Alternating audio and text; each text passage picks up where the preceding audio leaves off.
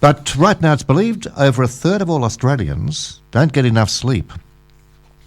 And it can have more serious consequences than simply leaving you tired. Now, it's proven that sleep-deprived workers are 70% more likely to be involved in workplace accidents. That's a statistic alarming enough to prompt workplace safety expert Anton to propose having a sick day after a sleepless night could be a legitimate reason not to attend work. Anton, good morning.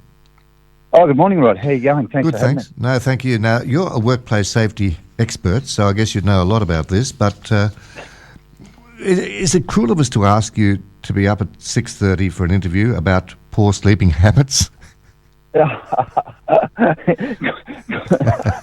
I mean, I reckon it's cruel that I get up at 3 o'clock to come and talk to you. What a great way to start the interview. And how ironic, right? And I guess some of us have got a circadian rhythm, I guess, that helps us get up a little bit earlier and be right for the day. I'm actually on a client site already, would you believe? And really? And got here nice and early so I could do this first. I'm actually on a solar farm today, of all things. We were talking about black coal there a second ago. So sleep, Rod, amazing thing. We now know the importance of sleep, not only from a physical perspective. There's a mental rejuvenation perspective that goes along with this. There's this whole unconscious, subconscious repair. It's about being able to even solve problems in our sleep, Rod, would you believe? And when we haven't had enough sleep, obviously physically we're going to struggle, and mentally where it's going to happen. And what it really does at the end of the day is it affects our ability to make decisions, as you can imagine. And well, I was going to say, when we are sleep deprived, Anton, how much sleep is a good night's sleep? Everyone would be different. I mean, some people can survive on bugger all sleep, like 4 hours or so. I mean, apparently Margaret Thatcher only slept for 4 hours a night, probably why she accidentally closed all those factories and made people pay for school milk. And I think Joh Bjelke-Petersen, I think he used to survive on about 3 or 4 hours a night. And even back to Winston Churchill is another famous example. Yeah. He didn't sleep much. Yeah, well, that's because he still had whiskey in the cabinet. That's why he stayed up so long. We shouldn't be having so much fun, Rod, talking about such a serious topic. Absolutely. Like the number is still 8 hours, and some people are between, the minimum we talk about is 7, and obviously the maximum is sort of 9. You can have too much sleep, Rod. There's a fun fact for you. I don't know. I haven't had the luxury lately. That's right, me either. Yeah, well, ask a young 7 hours minimum, 9 hours maximum. If you get between those two, you're pretty right. But you'd have to do it constantly, wouldn't you? I mean, absolutely. Yeah, I was going to say my sort of rhythm is a bit strange because by nature I'm an early morning person. After about 3 o'clock in the afternoon, I don't make sense, and I don't make sense any time of the day in the 24 hours, but less so after 3 o'clock in the afternoon. But I guess people are different. Oh, absolutely. And I think, that's part of this whole workplace health and safety thing, Rod, where our differences sort of make us unique, and our differences are something we really need to understand. And the way that you operate and the way that I operate are going to be different, and so that we need to work within those and make sure that when we show up for work in the morning, like I'm watching hundreds and hundreds of people literally walking into a construction site now.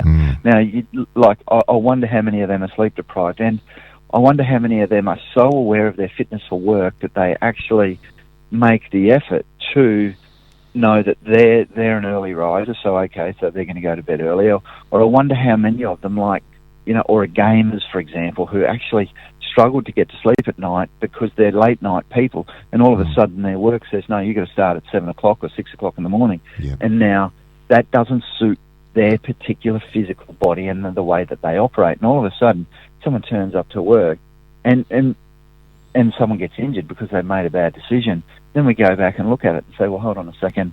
We do it after the fact. How much sleep you've been getting? No, not enough. Or did that have an impact on the decision that you made and the impact that you've now had for the rest of your life? And so, it's about knowing yourself, absolutely, Rod, and knowing that a lot of people will go during the week and they'll have, 5 hours sleep Monday to Friday and then try to catch up on the weekend.